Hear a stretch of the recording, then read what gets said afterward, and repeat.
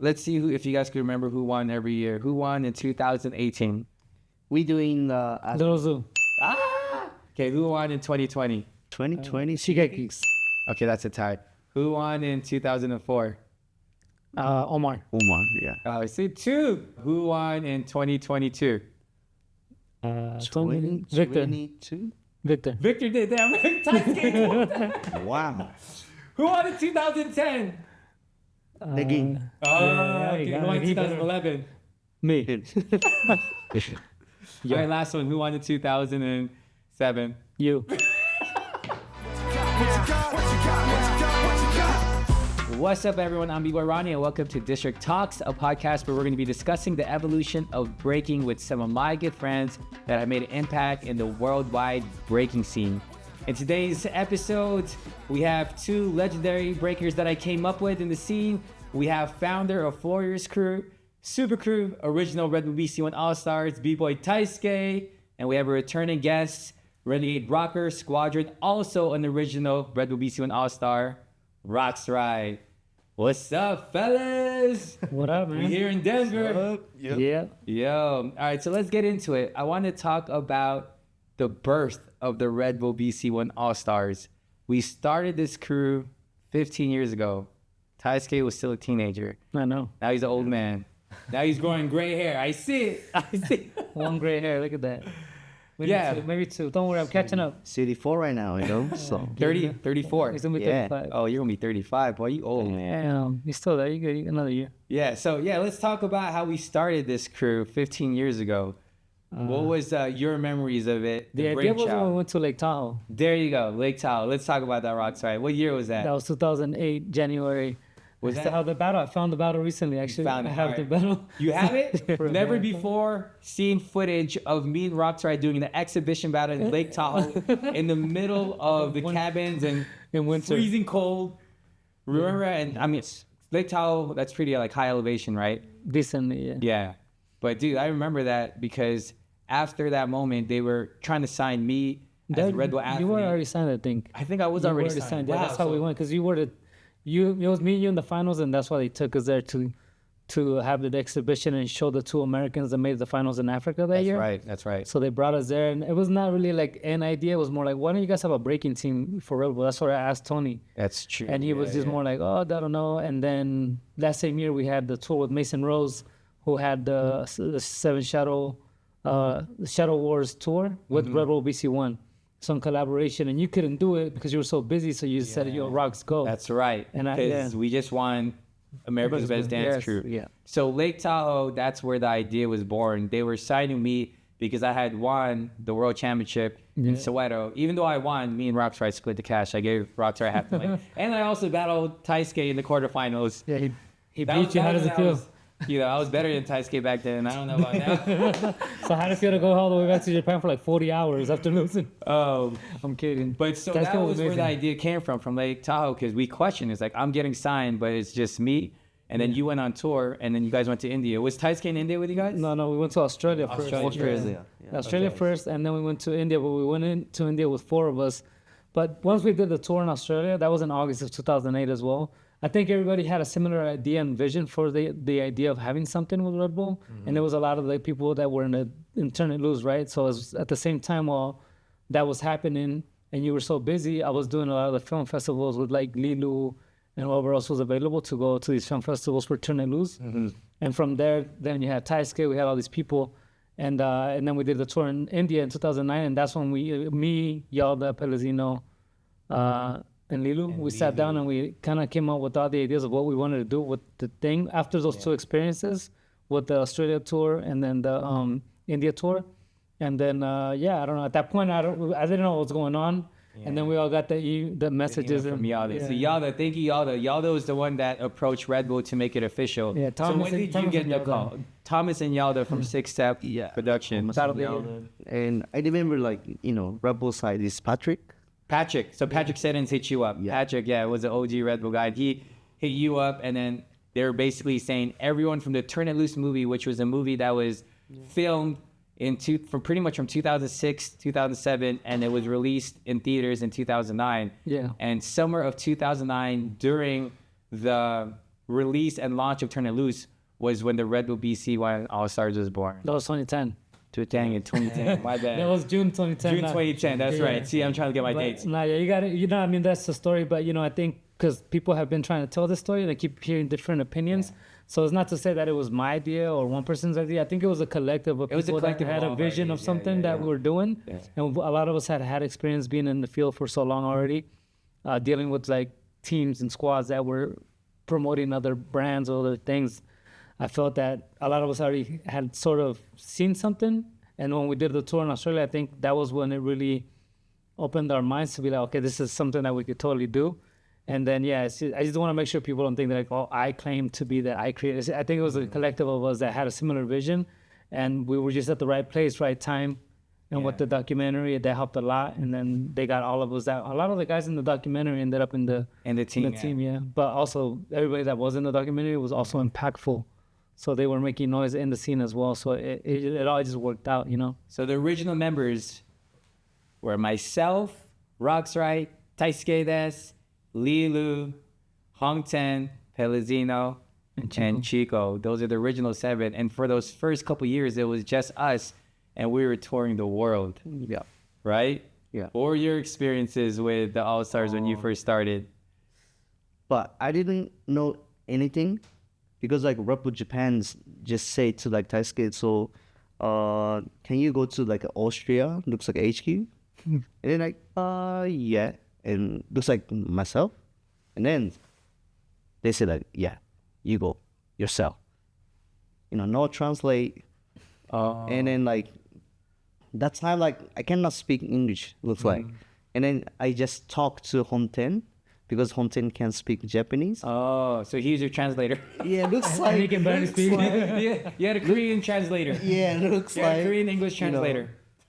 And then I go there, and then some papers will come in. Oh. And then like. So it was a surprise. You didn't realize it. Yeah, looks like what? Did you know that we were going to be? Nah, I didn't know. Yeah, I didn't know what was happening. I felt like we were just there, and I had a feeling that it was something like that, but I didn't know what exactly. I don't know if it was for sure or maybe it was a project that we were gonna do. But I remember just they were like, "Just come, we're gonna fly you in." Because I flew from Prague because I was doing the gaming thing where they remember the video game that they dropped. Yeah. I did all the Motion capture. Yeah. And then I flew straight from Prague to Austria, and I was there when all you guys got there. I was there, like, Interesting, 2 days. yeah. And honestly, when we initiated the Redbull BC1 All-Stars, there were so many projects that we were pitching and that they were taking, right? Like the video game idea, like you were talking about, the original members was us 7, and it was an app that they created that was It's like Guitar Hero. yeah, it was dope, but they don't have it anymore. But No. I still have it in my old iPad. I love that you guys still have it. We were characters in the video game. Yeah. Yeah, but I mean, they flew us out. I mean, I didn't know what was happening either, so we were all just there hanging out. And then they presented the whole logo. I remember that. I have the footage. We have individual logos with our names on it. Yeah, So it was very customized. It was very, how could I say this? They made every member of the All-Stars iconic because we all had our letters. We all had our branded T-shirts. And yeah, that was definitely a time. Yeah, it looks like start 0 to 1. It's like it looks like a real 0 to 1. That's like Man, yeah. I feel it. Yeah. But how did you feel when you saw all the stuff in the logos? What did it make you think? Like I saw first time the logo, the All Star. But it's like, oh wow, I feel like, oh wow, looks like start kind of like crazy thing, Yeah. Also like before 2010, we don't have looks like official kind of like sponsorship, but looks like just start there. Yeah, that was the beginning. That was definitely the beginning. Yeah. And there was the movie Turn It Loose too, because I felt like that gave us a platform and gave us a voice. I mean, it makes sense when you think about it. You have a documentary that's promoting the Redbull BC1 through the stories of our lives, which I think some people related to, some people liked it, some people didn't. But I think that in itself is a way to keep pushing the brand of Redbull BC1, right? The event. And that's what we were doing. We're pushing breaking, going to countries that maybe don't have access to a lot of breaking in their scene. So maybe it's just limited to where they're at. So we were getting flown out to these places to promote Redbull BC1 and promote breaking all in one. And I think that was the beginning. Was more like we were ambassadors to push the culture and push the breaking movement worldwide on a more personal level with Redbull in collaboration, right? Because Redbull with the BC1, it was just growing so much at the time that it was. I just felt like it was the right time. It was the right time, yeah. Everything is about timing too. So with that movie and the experience of just shooting because they were shooting us for like a while, right? I was like towards the end. Yeah, you were towards the, you were because we were in the final. I was like the villain arc that came out at the end, talking shit. You did come out at the end. You took everyone out. But they were shooting you before the world final, right? Yeah, before the world final. So how was that experience? 2007. Yeah. So they went to Japan. They filmed you for what, like a week or two? Because like they were following your story. I just moved to Tokyo that time. Oh, okay. And you were a teenager. Yeah, teenager. You're like 16. You're the youngest competitor. Yeah. Which, by the way, I'm pretty sure Taisuke was like the youngest competitor in the world final. You and Little Cheng. Right? Yeah, but he was in 2007 he came. So you were, 16 at the time, right? No, 17. Yeah, qualifier is 16, and then world final that time is 17. You turned 17, yeah. Because it was September and your birthday is August. Yeah. You got good memory, Rox. I remember. Yeah, that time, like, just moved to Tokyo, and I don't have anything to play in my room. So in the documentary, it looked like an empty hotel room. Right? Yeah. That's where you were practicing in your apartment? No. I have looks like a studio in the practice spot. And then they come into there. Also, like, that time, I already teach, like for young people, also, like, someone is like older than me. Mm-hmm. You were teaching, you had students older than you. Yeah. Wow, yeah. Because, Taisuke is a young OG. I met him in 2005, right? Yeah. You were a little kid with your cousin, Toshiki. Yeah. So Taisuke has a crazy story. He has a cousin that he was born the same day. Same day, same age. Same hospital. Not same. And Toshiki also became one of the best breakers in Japan. And you two were two of the first prodigy kids to come up in that generation. How old were you when you guys first started together? I think I started early 98, the breaking. And he started the same time? Yeah, the same time. Toshiki's half Filipino too, right? Yeah, half Filipino, yeah. So you both started breaking at the same time, but then he moved to a different city and then you moved to Tokyo? No, he stayed like Sasebo city, like Nagasaki. He's like a hometown. And then I just moved to myself. I was 17. I was 16 to Tokyo. And then after 2 years, he also came to Tokyo. Oh, okay. So you guys were breaking together. Yeah. He was more of a power head and then you were more like foundational. You had power too, but you were more full work. Yeah. Did you guys ever battle each other? Yeah. You guys battled against each other? Yeah. And you both got invited to the Redbull BC1 World Championship in 2010. Yeah, 2010, yeah. I was thinking that they were going to meet in the finals together. They were on the opposite side of the brackets. You were judging that one. I was judging, yeah. Yeah, but then you guys... Taisuke lost in the first round. Dang, Taisuke. You're so mad. Dude, I understand why. Okay, so back then... That's right. So here's the thing. This is one thing that we learned, right? We learned as the All-Stars, when there's a world championship in a different country, we're always touring that country and we're always campaigning around. Yeah. And Taisuke was so busy that year because we were touring everywhere, especially in Japan, right? So you didn't really have as much time to train. Yeah. Correct. Yeah, I mean, that was, you were busy then. Crazy. Yeah. Especially we have a media day before the main event, right? And then that media days, I get almost from beginning, start to I don't know how many a media, over 20 or 30. So interviews. Yeah, that's a training, bro.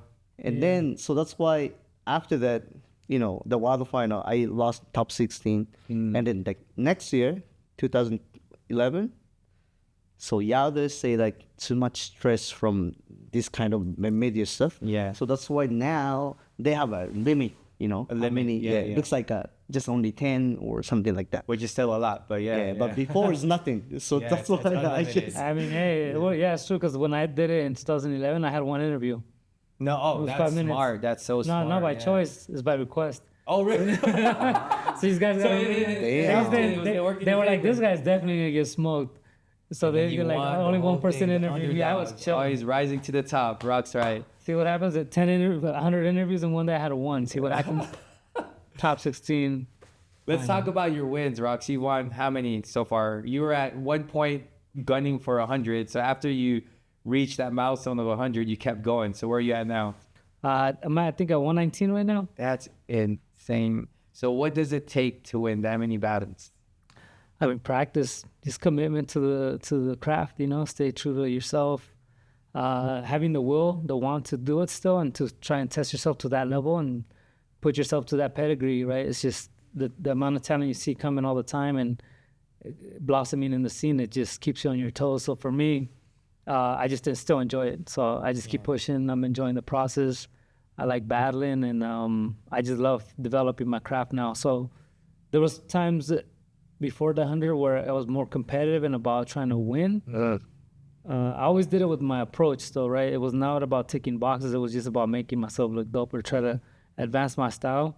But at this point where I'm at now, it's just for fun. Yeah, that's cool. It's a little bit of a different approach, right? It's more in my 20s, it was that I was trying to get someone to achieve something. And then once I achieved it, now it's more about just the love of my craft, and I'm developing in ways I didn't before. Yeah, I mean, at this point, you have nothing to prove. Exactly. And you know, there's a saying that you lose more than you win. But at this point in your career, do you feel like you've lost more than you've won? Yeah, but that means you would have battled more than three. No.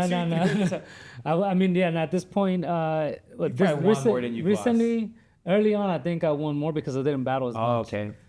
Even recently, I don't battle that often, but also it's a different purpose now for me. I'm not competing with the idea to win. Now I compete with people that I want to help.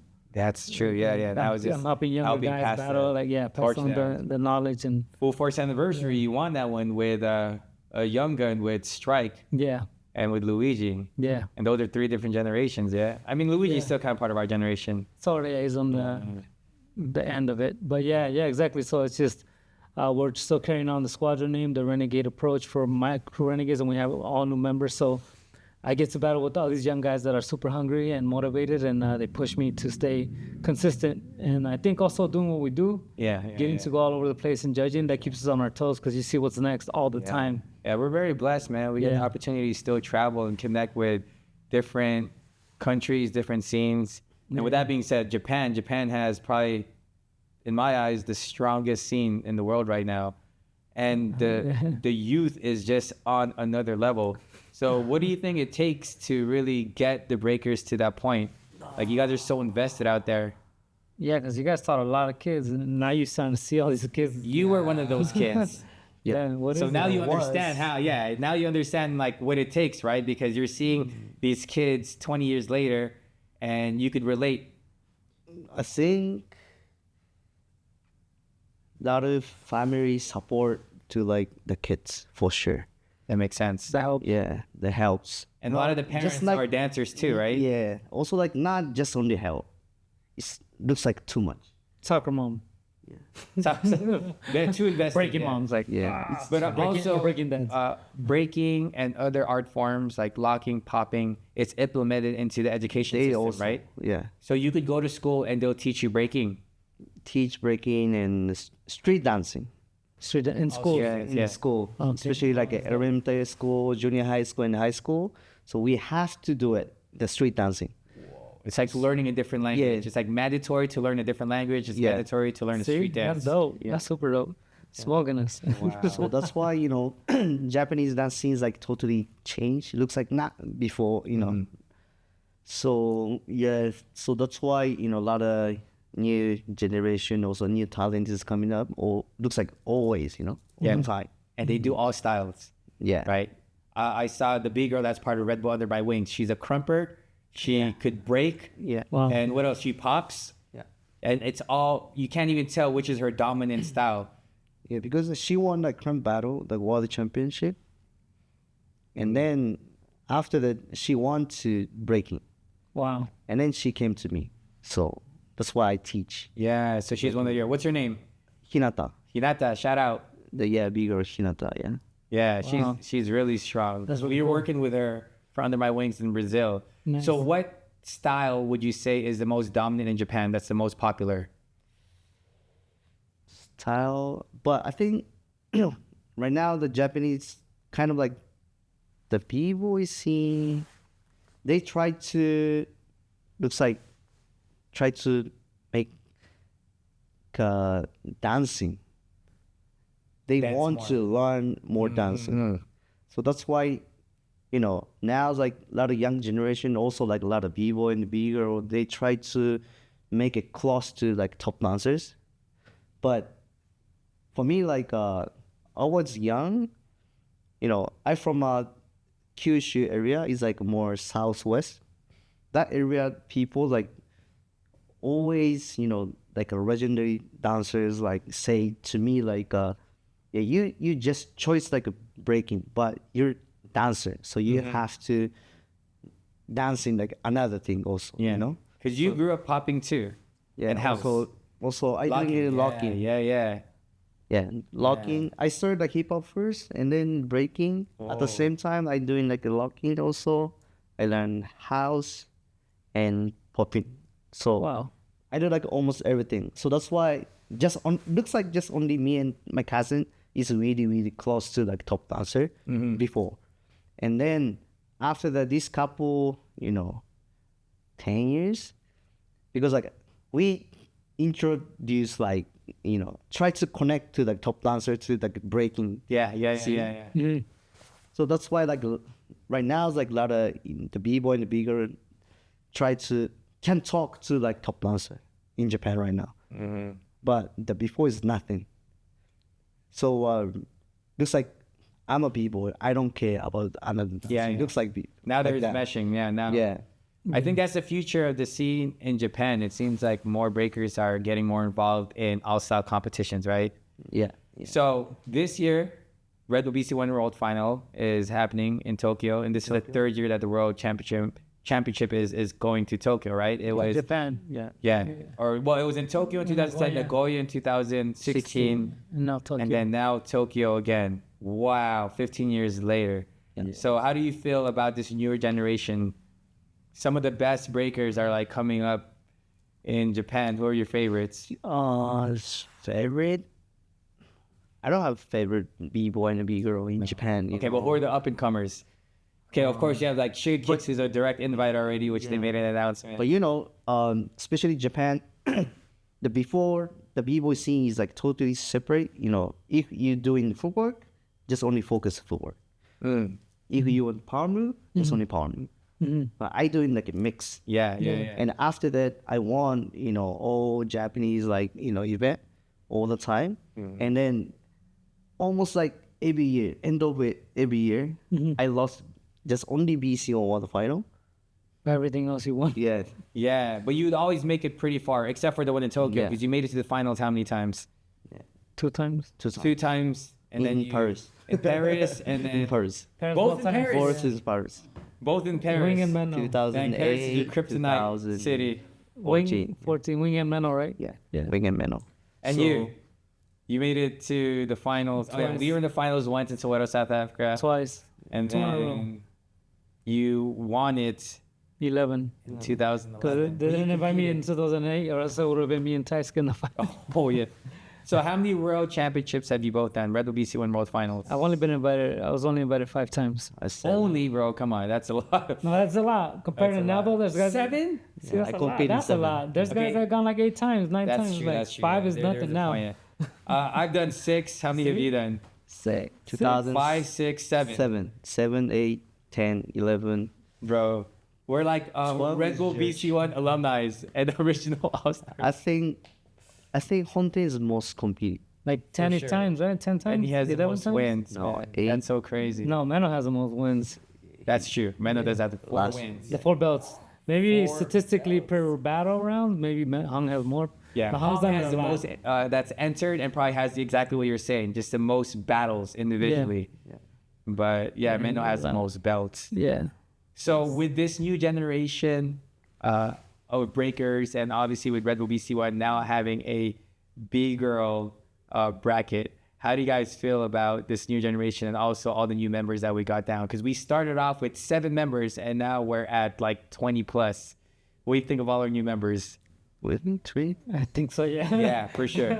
I mean, I think it's so dope. I mean, that was the point of it, right? Is Yeah, to open yeah. doors and expand the opportunity to more people in the community that are really driven and committed to the craft and are influential in their own ways, right? So I think it's been really interesting to see, and it's a dope thing, an opportunity for the community to expand. I think that it's just going to continue to grow, and more people have something to thrive for. In many ways, this idea of what we have come to now is sort of paved the way for where we're at now with breaking, right? What we did in 2010 and the whole idea of this, it's now 15 years later, we got all these new members, and it's I think the job or the mission that it started on, it just has continued to grow. Yeah, for sure. I mean, we inspired a generation not knowing it, right?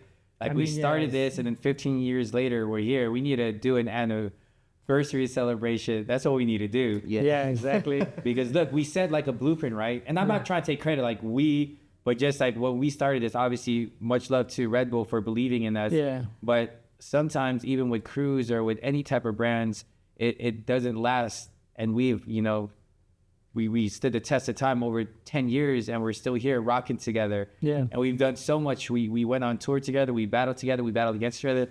We're judging together. Now we're here in a podcast together. Yeah. Like we're still growing, which is amazing. Now we're showing this newer generation that, dude, sky's the limit. Anything is possible. Yeah. And now that we have this new Red Bull Under My Wings program, which we're all a part of now, we're all mentoring. And you were just saying that's completely new to be teaching other styles. Like the big girl that you were talking about, who are some other breakers that you're mentoring? Wata? Yeah, Watso and Dedukon. These two members, Flori's member also. Yeah. Oh, so Watso's part of Floriers. Yeah. Which, by the way, Watso has the most viewed video on Instagram right now on Stance. Yeah, I know. They just posted it a couple weeks ago, and it has over 120 million views. Oh yeah, that is insane. They're dancing to Tupac. To Tupac, it's because of Tupac. But he's like a big Tupac fan. Yeah. Right? Oh really? So he probably chose the track. He loves it. Yeah, he loves Tupac. That's so dope, bro. West Coast. That's good. But that was you back then, right? Because how old is Watto now? This is so funny.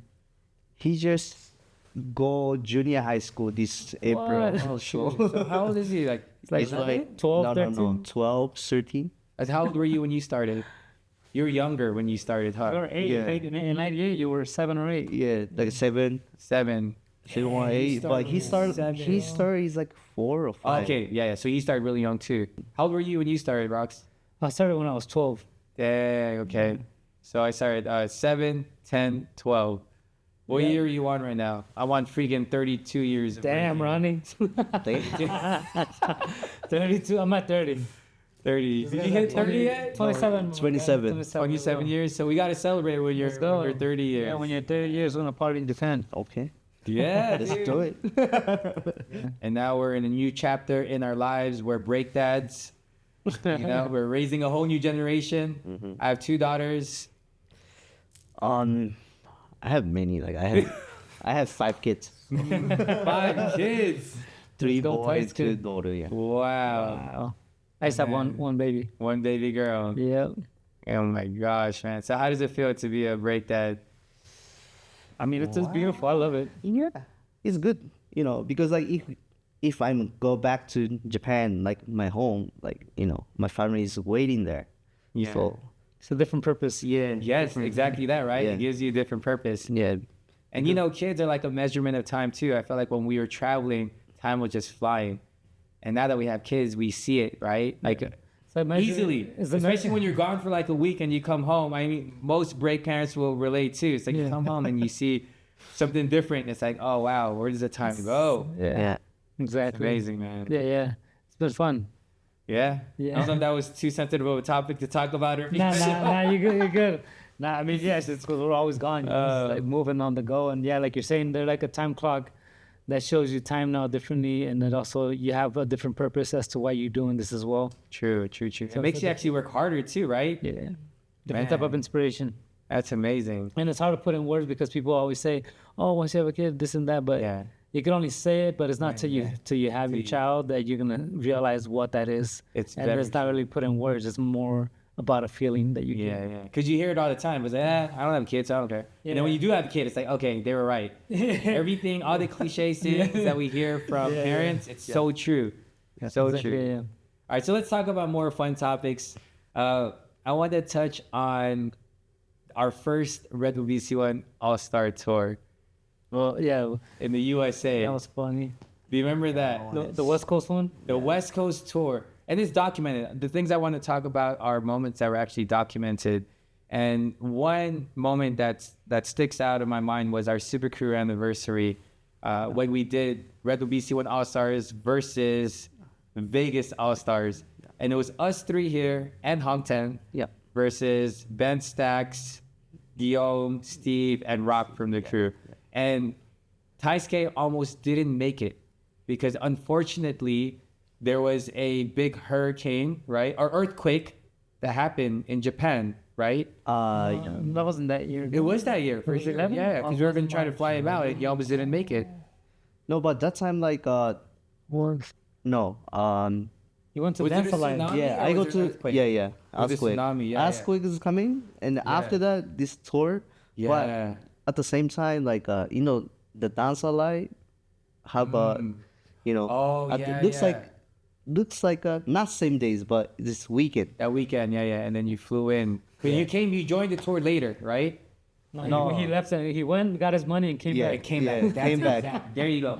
He went and collected his cash real quick and came right back. We were on tour. Taisuke left to Japan, won Dance Alive, and then came back and jumped on the USA tour. Came back and bought An like exhibition battle against Vegas All Stars, right? Yeah. this guy came back. Just fly That was back crazy. to Vegas, and then you know, not one day, just like made it. straight to straight to the floor. Yeah. This guy came back, stacked up, and he's like, "Let me go shopping." Yeah. But really, though, that's break life. That's what a lot of people didn't realize that we were going through. Not that it was a bad thing, but just the travel, the jet lag, the lack of sleep.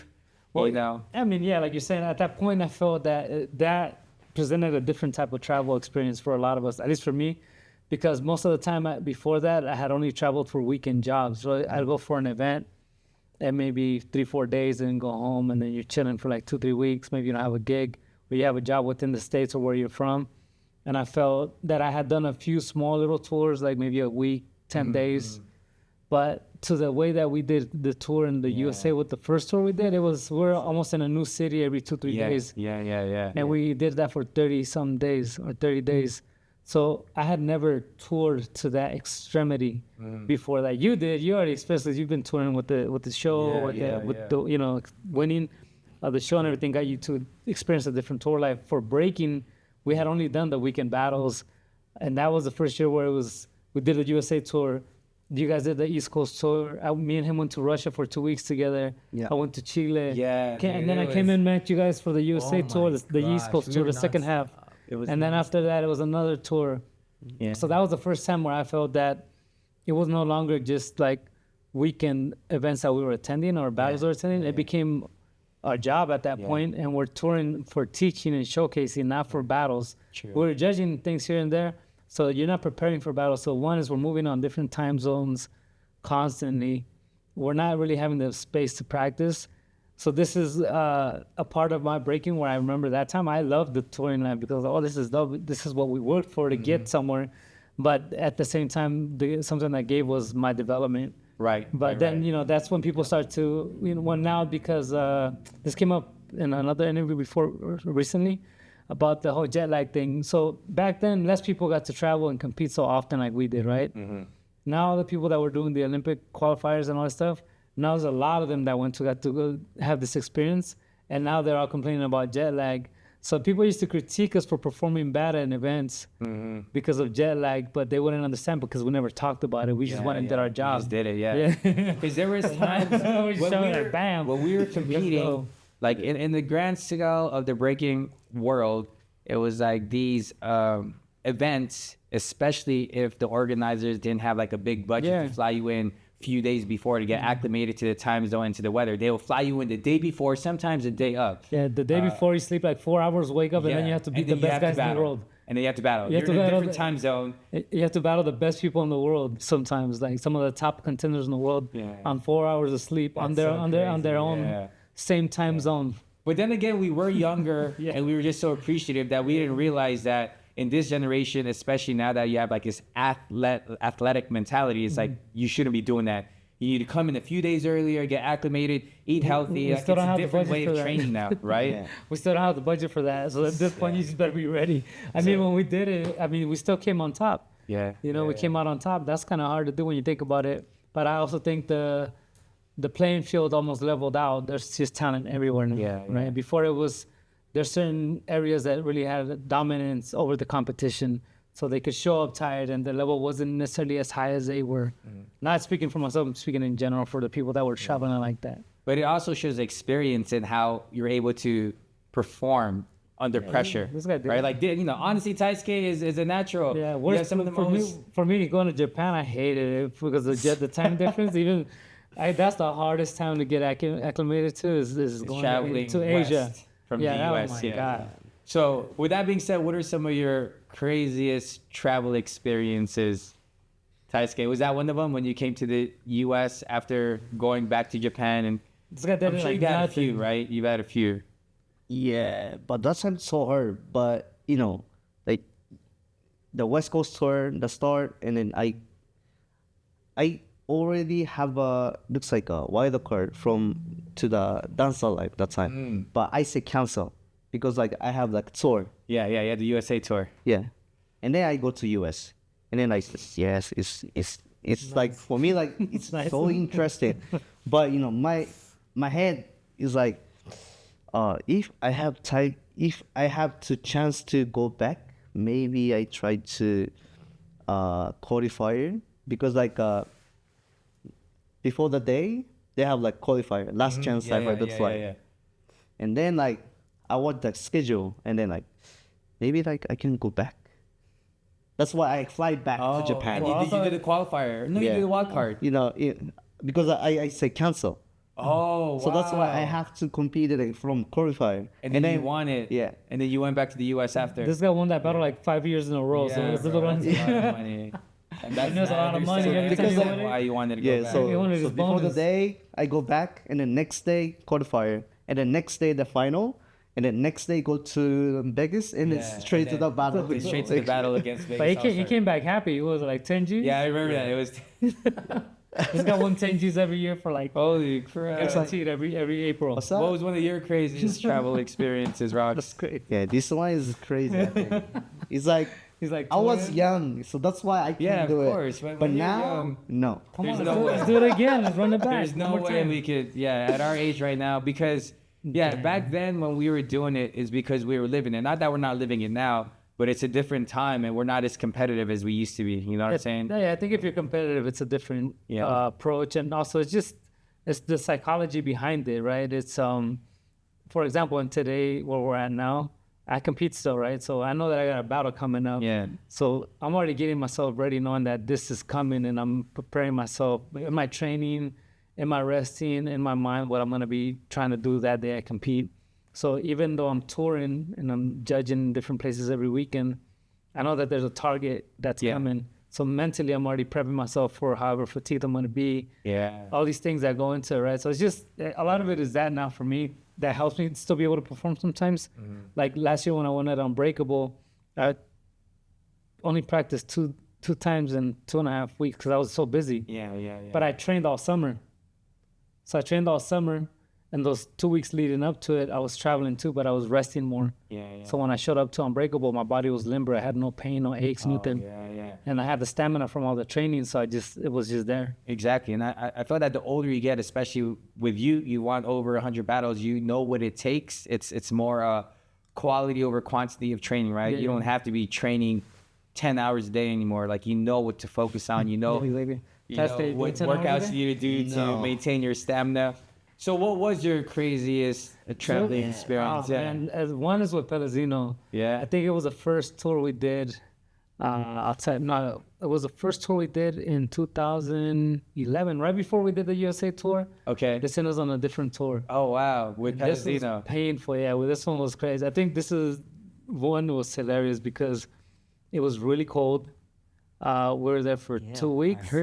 It took me like 30 hours to get to the first place I went to. We saw this new talent. And then that part of the tour started off good. And then we go to a different city, and they make us check out of the hotel early. And then we have to go to another city. Then that night, we're supposed to go to another city by train. But we're teaching a workshop I heard. at this place, at this jam, right? We're teaching a workshop, and like for some reason the promoter was stuck on making us battle in an exhibition battle for 20-something minutes. And we did, so we do the workshop, and then we do this showcase cipher thing, and we're going off. Like me and Pele just dropping mad rounds nonstop. And then the guy goes, all right. And that was already 30 minutes of ciphering, like just like back to back to back with the group of people that were there. And then the promoter was, he's okay, now we're going to have an exhibition battle for another 20-something minutes. No way. So we're already checked out of the room. All our luggages are there. We're sweaty as hell, just stinking up, like sweaty, hot as hell, and it's cold. And they're like, okay, we got to go straight to the train, guys. Let's go. And they take us straight to the train, and we overnighted it was like a 10-hour train ride. And then we get to the next city, and they don't have a hotel for us. So they take us to this Airbnb place, and then we're just waiting there for hours because we can't check in anywhere. And then they make us, so then we shower at this place. Then we go straight to teach a workshop with shitty sleep. And then we teach the workshop, and then the promoter charged the dancers money that's supposed to be free because it's part of the tour. Oh my gosh, they're trying and then after that, he takes us to the warm-up party with no sleep, no check-in yet, nothing.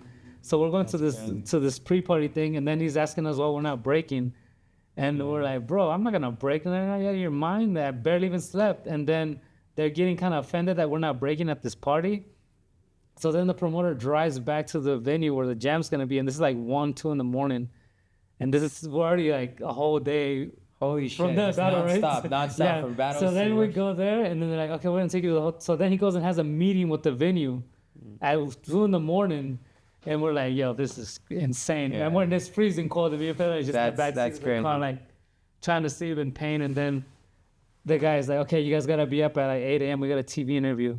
And we just checked into the hotel. That's wild. And then we got the TV interview. I don't speak their language whatsoever. I don't know what they're saying. So me and Pele are just looking at each other like, okay. And next thing you know, and then they're like, okay, one straight to the jam. And then we judged probably like 13 hours and like 8 categories. Holy bro. shit. Running on fumes. On fumes, bro. I was dying. I was so mad. Bro, that's wild. See, that's why The audacity. There needs to be standards. After that, there was standards. There is, yeah, right. Nah, yeah. I wrote a big ass letter after that. I was like, yeah, I'm never doing this again. I just had mine recently, but it wasn't anything bad. It was just that usually now when I travel, especially because we have families, we fly in for work, and I'm not trying to like stay for holidays. I just want to come home. So last year I went to Kazakhstan for the first time, Almaty, and I loved it out there. But I was there for literally 24 hours, so it took me longer to go out there. I go out there, I land at like 5, 6 a.m., took a little nap, went, did a workshop, shot some content with Diaz, judged the competition. It was Redbull BC1, and then went to the after party, went home, packed, went to the airport, went home. So I was literally there for like not even 24 hours. But imagine that's like halfway across the world, right? Damn. And a lot of people have this misconception about the All-Stars, like, oh, they're sponsored by Red Bull. It's cool. They're probably flying first class. It's like, no, man, I'm still in the coffee room. We're still in the every now and then we'll get upgraded. Nah, you just gotta get that you gotta get that membership. Yeah, we'll get upgraded, At this point, what's crazy. Good thing we're short, because that would suck. As long as we've been traveling, if we would have stuck to just one airline, we would have been over 1 million miles. Because I already have 800,000 in one, another 800,000 in another one. Yeah, but we definitely flown over. I'm trying to reach 1 million United. I'm at 800. Yeah, like, yeah, we're the same. It's similar. I'm like at 9 or something like that. There you go. Yeah, and not even trying to brag, but I mean that's a milestone. You know what I mean? Like that's a big accomplishment. A lot of miles. It's a big accomplishment. We've been traveling for over 20 years. That means your ass has had maybe getting almost 1 billion miles. That's getting sponsored from I know. So what are in the flip side of all the bad travel experiences we've had? What are some of the favorite countries you guys been to? I mean, don't get me wrong. Even that travel, with that experience, it was hilarious. When you go back and think about it, it's something you have to live and experience. Yeah. So even then, we still got to see some beautiful stuff. Yeah, I got to experience some cool things still. It's just of course. It's still life, right? You're still living. You're still enjoying things that we would have never seen in our lives had it not been for what we do.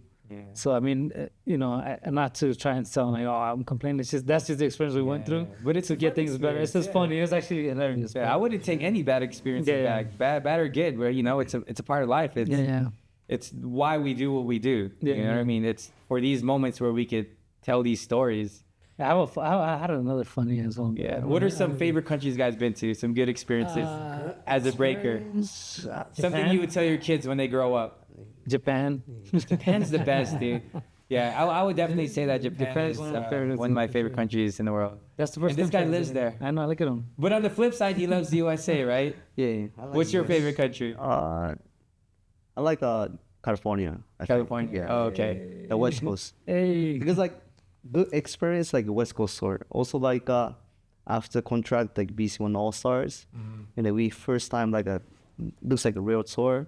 Also we battled like a lot of times. Me and this guy were in every battle. Yeah, it's true, right? Like, hey, Roxrite, let's go, boom, Roxrite. Portland? Yeah. You guys battle Portland too, Yeah, right? we battled the other ones too. Yeah, we did. Also Seattle too. Yeah, and We did do Seattle, that's right. It's us three. Yeah, damn. When we battled Thesis, Jaromski. and Jaromski.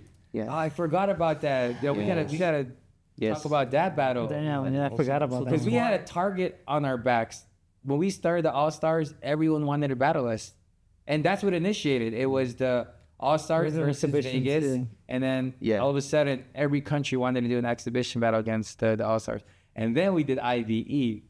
Oh my gosh. I think that was probably the most epic one. Which one, the 2010 one or the 2012? It was maybe 12 where we did Redbull BC1 All-Stars versus the Young Guns and that's 12. France. Yeah, 12. That was a crazy one. That was for me, that was the wackest crazy. I felt in my breaking. Really? Yeah. I did a 2.5 month tour leading up to that battle.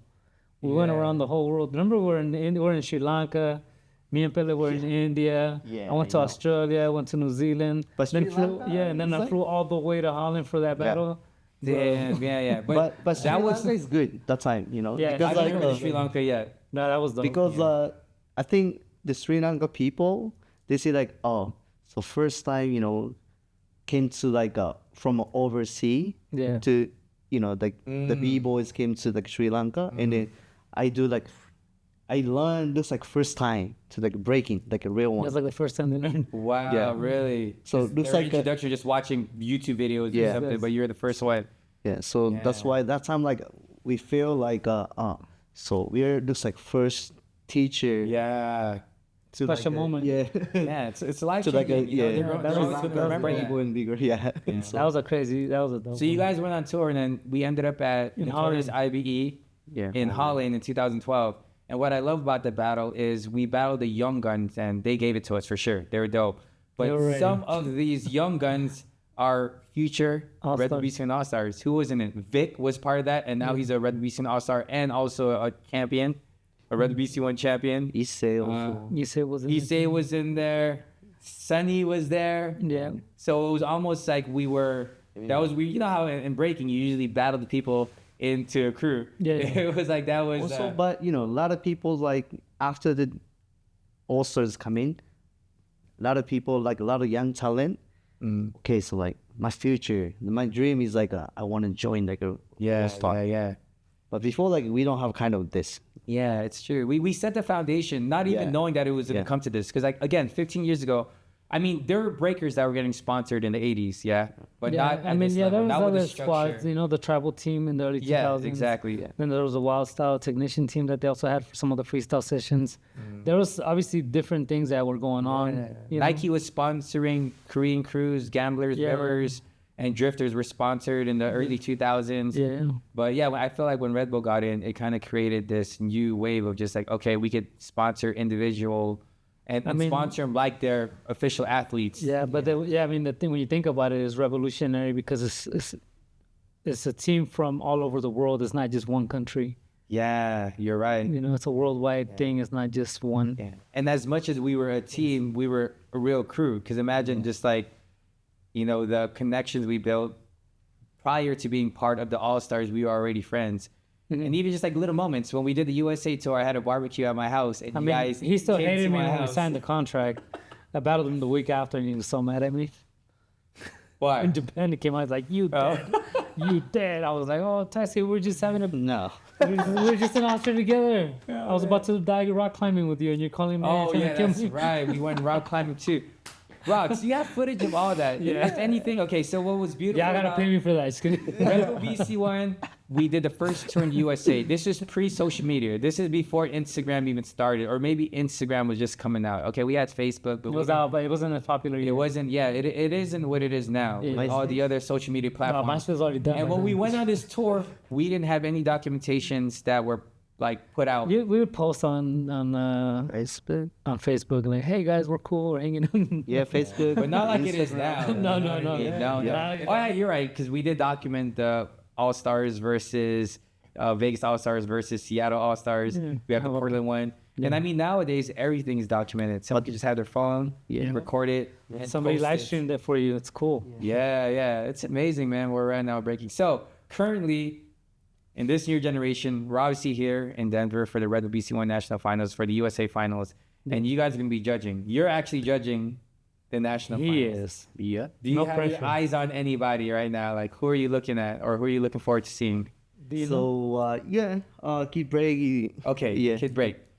He under my wings. Yeah, so you know everyone under my wings. Yeah. Who else do you have your eyes on? But normally, like I don't want to watch like other, you know. So you have no favorites. You just want to watch. Yeah. How about B girls?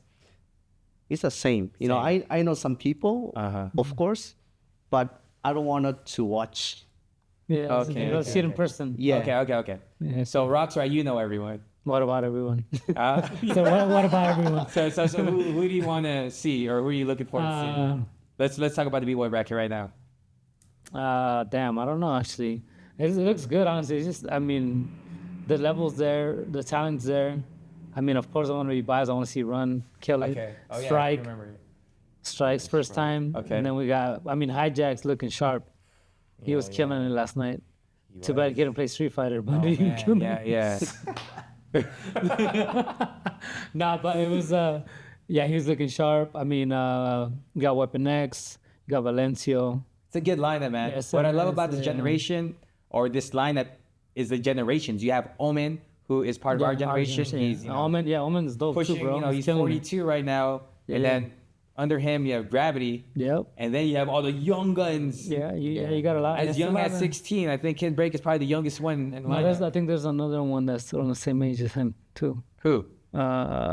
One of the Hawaiian kids, I think, is around. Oh, the same Land is 16? age. I think 16. Oh, wow, 17, okay. yeah. And Strike's heard- only 17. Strike is 17, yeah. I heard Whoa. like 16, 17. And then the big girl bracket, who do you? I mean, you have Logan doing it. I Ooh, mean, yeah, Logan's yeah. always on it, you know. Yeah, You have Kate doing it, but I think Kate had an injury. Oh, So no. we'll see how I she saw that. performs. Yeah, tape. Yeah, we'll see how she performs.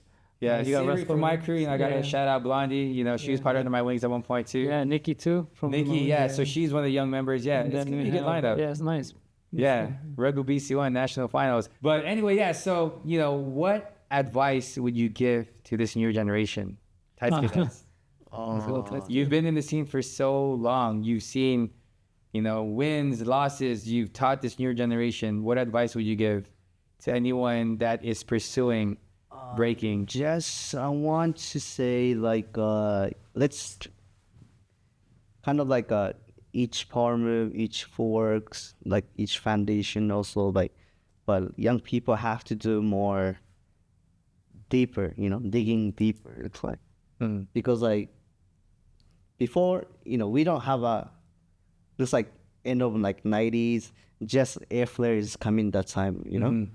Yeah. But we don't have like a lot of rounds, so that's why we battle looks like quality battle. Quality. Yeah. Quality battles. Yeah, Okay. but now the b-boy battle is like rounds battle, you know. It's like your ideas and then execution, it's like everything. So but something like a quality is like no good, you know.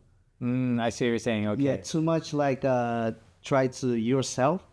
Some you know, like young generation forget like foundation. Yeah, So that's yeah, why yeah. I'm saying to like young people, especially in Japan, and I try to so 6 step, 5 step, you know, 3 step. It's like a basic stuff. They can do it, but quality is not so high. Oh, so really focus on the form. Yeah. Okay. And then you, Rox, what advice would you give to this new generation? I mean, I would just say make sure you know what you're representing, which is learning your history, right? But I feel that we preach that too much. So I feel sometimes it backfires for a lot of people and they just don't have that interest. So it's not really to force it on anybody, but I would just say do the research, look up old footage, study the movements, and see where a lot of the stuff was being done prior to you, just so you have an idea on what you're doing, how it's grown, just to have a bit more education on that. And also, you might learn a move or two, because I think a lot of the times when you see the newer gens coming in, they come in hot with what's hot at their time that they come on. Which is also cool, but it's okay. Trending, That's part of the game, right? It's part of the scene and how people learn, and that's their foundation for their era. But then there is a foundation to this dance that predates all of our styles. So you have to go back and do your research on that, so at least you understand what it is you're representing. And I personally believe that the foundation of breaking expands your vocabulary and it expands your move arsenal more, and it gives it more value. And if you're not incorporating it, it's okay to not if you don't want, but your style will fade with time.